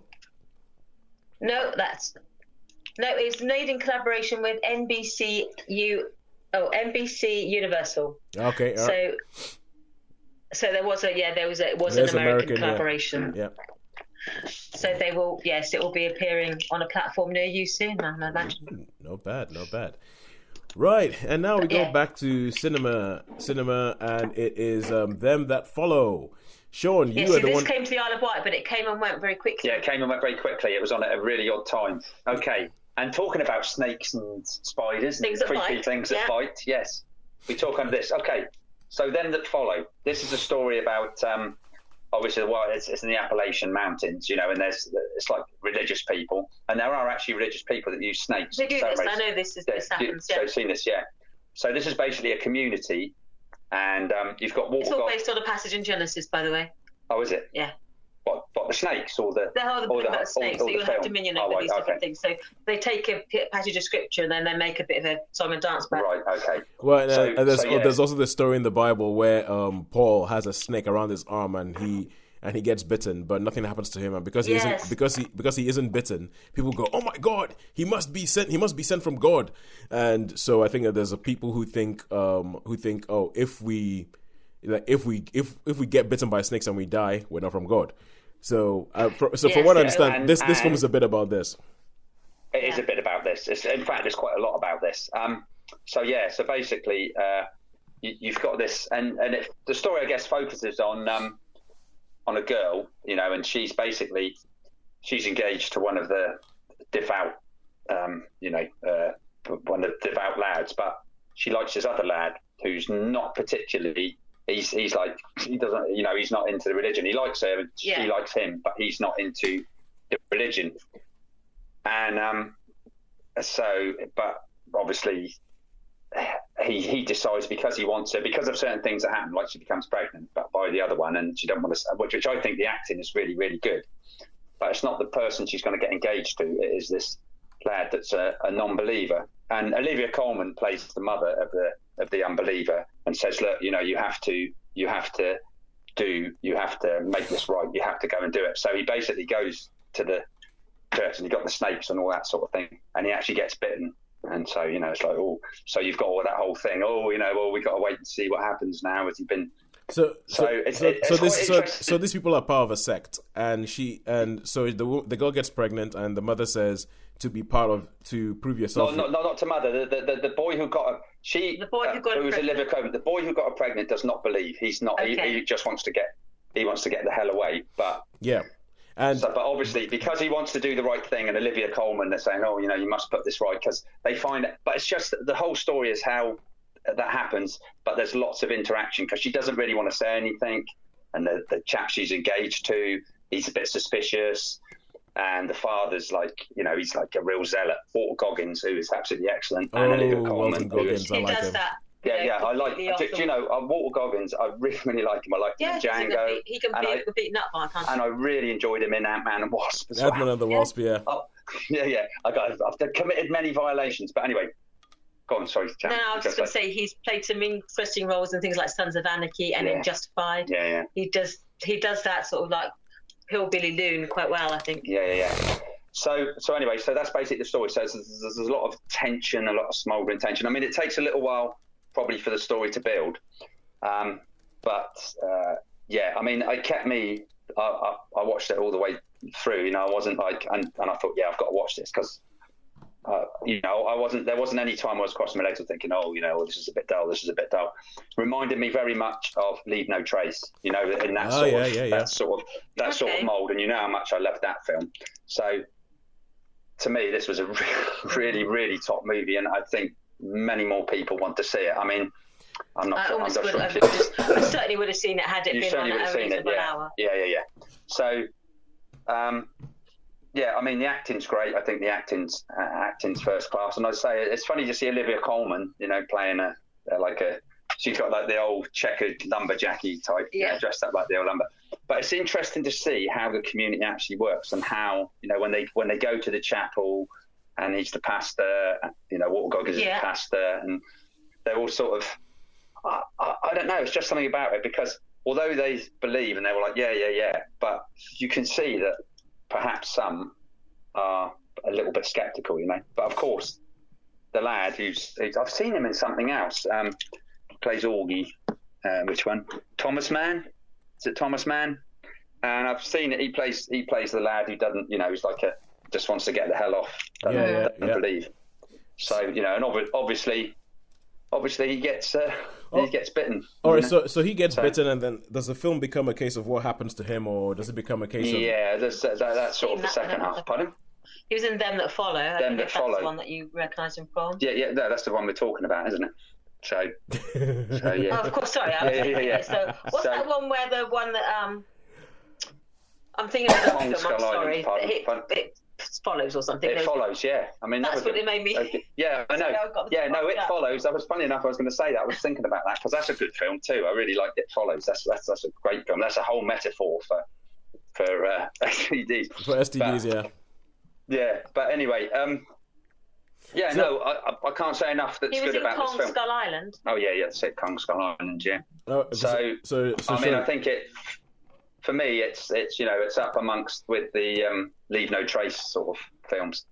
All right, cool. So yeah, so 1 star then. Something like that. Yeah, no, this has got to get a strong 4. Strong 4 for me. Strong 4. Really strong 4. Really enjoyed it. Yeah, it's funny how I like these. You get all these major, massive, big blockbuster films. And Did you like Winter's Bone, which is sort of a similar vibe, where it's not it's an isolated mountain community that has its own rules and its own way of doing things? Cirrhosis, whatever her name was. No, that was Jennifer Lawrence. A young Jennifer Lawrence, but that's her breakout role. I don't think I've seen Winterbone. I think you'd like it. Yeah, no, that doesn't ring a bell. So that was on either Amazon Prime or Netflix recently. Oh, right, okay. I'll have to check that one amongst all the others. No, this a highly rated film. It may not be everybody's cup of tea, but I really like these. I guess low budget sort of. Where character is all. Yeah. Because we can't blow things up, so we're gonna have to focus on story. Yeah. It's really interesting, and some of the snakes there, they're proper snakes. Proper bitey snakes. Proper What was bitey that little word bitey snakes. you taught us earlier, Tosin? What word? The word for snake. The Nigerian. Agua. Agua. Yeah, Agua. Oh my God. I fixed it. The timer actually makes noise now. That's good. Yeah. Perfect timing, little one. Perfect timing. Yeah, agua, that's the Igbo word, is the Igbo word for snake. Actually, it's weird. I don't know what the Yoruba word for snake is. What is the Yoruba word for snake? Never mind. But agua. So that's what we should just call this film. You just yell that. Yell that. Yeah. All right. Yeah. Okay. Good. So 4 stars for that. And now we come on to the final film we're going to be talking about today, if I can stay alive long enough. Yeah. Oh, good Lord. This sore throat thing. Okay, drink of water. So this is a film called Brittany Runs a Marathon, which is the second film this week that we're going to talk about that blurs the line between what is cinema and what is Netflix or Amazon Prime or what you can watch at home. Because I think this film was released in the same weekend in both cinema and at home. So, this is a film that stars Gillian Bell, who is someone who you might have seen she's been like supporting characters in like other films and stuff. Probably the most high profile thing she was in was 22 Jump Street, in which she she plays the bad guy in 22 Jump Street, and she's like a comedian from sort of like the what's the word, the improv background kind of thing. And in this film, she plays a character called Brittany. And when you meet Brittany at the beginning of the film, she is a bit on the heavier side. She has a group of friends and they go out partying all the time and all that kind of stuff. And she is kind of the funny one in the group. So she's the one that I'm not sure. I don't think this actually happens in the film, but it's the kind of person while her friend is making out with somebody else, she's holding the coats, that kind of thing. Oh, right, yeah. Yeah, and so as being a party girl and all that, she goes to the doctor and she's trying to scam some Adderall, which is something like apparently having a doctor for a wife tells me that people come into the hospital and try and feign these things so they can get these drugs. And Adderall is kind of like an ADHD drug, which apparently gives you a high. So people can take it and it's like an easily obtainable high, especially if they don't have to pay for it. So, oh, right. Yeah. So she goes to the doctor trying to get Adderall. And the doctor actually says, no, there's nothing wrong with you. Not going to give you any Adderall. However, you could do with losing some weight because at the moment you are putting on, you essentially, your weight is becoming a hazard to your health. And she's like, what are you talking about, doctor? You're trying to fat shame me, everything like that. Coming here looking for help and everything. And he's like, hey, look, no, this is not fat shaming. This is just science. You are going to be in trouble with your blood pressure, with your cholesterol, all that kind of stuff, with your liver, if you don't slow down and if you don't lose some weight and if you don't stop drinking and all that kind of stuff. So he says maybe she should go join a gym. She goes and has a look at whether she's going to join the gym and realizes how much do the gyms cost? Rubbish, I'm just going to go outside and run. So then the film becomes this whole thing about how she starts running and what that actually means for her and how she starts trying to look after herself. And it's all about like, the first time that she goes out and tries to run and she just imagine everybody looking at her and thinking, oh my God, why is she trying to run? And so she just can't handle it and then she runs and she runs back into the house. That kind of thing. She goes out, she's running, she's wearing the wrong bra, she's wearing the wrong shoes, all that. So eventually she has a neighbor in this New York apartment that she lives in who gets her into running. And so then from there it just becomes about how she runs and how the running becomes kind of like a catalyst for her to think, you know what, I actually really need to change some things in my life. Some of my friends might not be the best for me. My lifestyle might not be the best for me. Going out partying every night might not be the best for me. And it follows her journey. And apparently it's based on a true story of the director, the guy who directed it, one of his friends, is the real life Brittany. So, yeah, and then she has this goal, and the goal is to run the New York Marathon. And you watch her as she goes through this whole thing, and as her body changes, and as she gets fitter, and she gets better and better and running, and then it goes from one end of the spectrum to the other end of the spectrum, where she just seems to it becomes all-encompassing, and she starts ignoring her family because, oh, no, I've got to run, I've got to go for a run in the morning. She's the kind of person who they're like, oh, you're going to come see us? She's like, oh, no, I'm so sorry, you see, I've got this run tomorrow. So you can't come down for my birthday? No, I've got to go run. And the good thing about it is that the character herself, the character of Brittany, is not she's not a saint. She's not oh my God, like, and look at this, I started running, everything was fine with my life. She's still kind of, and it talks a lot about sort of like what she's internalized or what people say about her. So if they say, oh, you're the fat funny girl, and what she thinks about that, and then how like she gets to this point where she starts running, and like the less fat she gets, it's like whether she starts actually liking the attention she's getting because she's not so she's slimmer now and all that kind of stuff. So I think that it's one of these, as you said, Shaun, when you talk about a smaller film that focuses more on stories and everything like that. So it gets into a lot of issues which I don't think get given this kind of. They don't get given this kind of spotlight. Treatment? Yeah, spotlight treatment. Because usually, like, if you have a fat person in a film, it's kind of like a one-note thing about whether they're struggling with their weight or anything like that. But it's and it's funny. It's even funny where there's a scene later in the film where it's how she starts treating other fat people.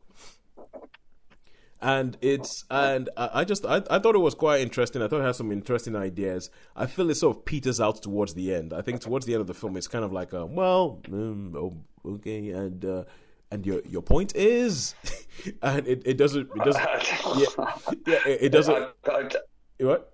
Yeah. No, I was just thinking. I just reminded me when you said that she goes out and then goes back again. It reminded me once when I thought I'd do. I mean, I thought I'd dull running, but I remember once. I got up quite early in the morning. I thought, I'm going to go for it. I put on tracksuits and all that.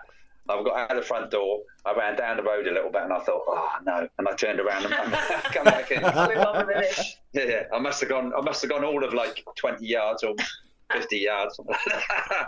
So it's funny because people say that apparently that is quite relatable. The bit where she tries to go for a run for the first time, people find that quite relatable. Yeah, I do. There was a film with Simon Pegg in a number of years ago now, Run Fat Boy Run. Yes. Do you think it's got a sort of hints of that to it, where it can sort of transform lives as well as physical fitness? It has hints of that. Okay, so now you see, Run Fat Boy Run has more the Yeah, actually, that's a very good comparison. It has more. He has the whole thing where he's running because he wants to see his child and he's trying to get his woman back and all that kind of stuff. Yeah, and that's that whole. And essentially, this is not so much about that bit. This is so much. It's a lot more about focusing on her and why she's doing it for herself. So there isn't really an external push to say go do this, because I know in Run Fat Boy Run he's trying to run the marathon, because if he runs the marathon and if he beats the man that his girlfriend or his ex-girlfriend is going out with now, then maybe she will come back to him. And this film doesn't. Because that'll make him a better man. It'll make him a better man, and this film doesn't really have anything like that. It's just a case that she's just doing it because it starts off because the doctor tells her to, and then it gets on because it just becomes, actually, this is good for me. So it's a lot more about her than it is about a sort of external impetus, so to say. Yeah, cool. Yeah. But yeah, that's it. I would give it a 3 because I do think I think it starts off interesting. It starts off with but then it sort of peters out, and when it finishes, you're kind of like, well, I guess there isn't really any drama in somebody training for a marathon and then running a marathon. Ta-da! but it's still, I think it's still a worthwhile movie. I think Gillian Bell is really, really good in it, especially because they don't use any sort of fat suit or anything like that, and she actually did the training. So as you're watching the film, you're seeing her losing weight because she did all the training in the film. So she starts off at a certain weight, and apparently she lost quite a bit of weight during the course of the film to the point. So essentially, the journey of the character is the journey that she went through in real life. So she actually did I guess she did a bit of a Christian Bale and changed her body, but through exercise as opposed to starving herself. Right. Yeah. So yeah, 3 out of 5. All right, cool. And now we've got to the end, people. We've got to the end, and I'm here clutching a bottle of something that I have to drink soon because I'm fading quick. But all that's left to do is to figure out who won this week. And this is, guys, it's another close one. And I couldn't call it this week. I know it's going to be very close. Yeah. It started off, I'll tell you what, it started off with a first round. We had Knives Out. And by the time we collected all of our scores and everything like that, we had a 3.5 for Knives Out. Then we had The Irishman. The Irishman had a 4. So, the Netflix is ahead. Then we had Charlie's Angels.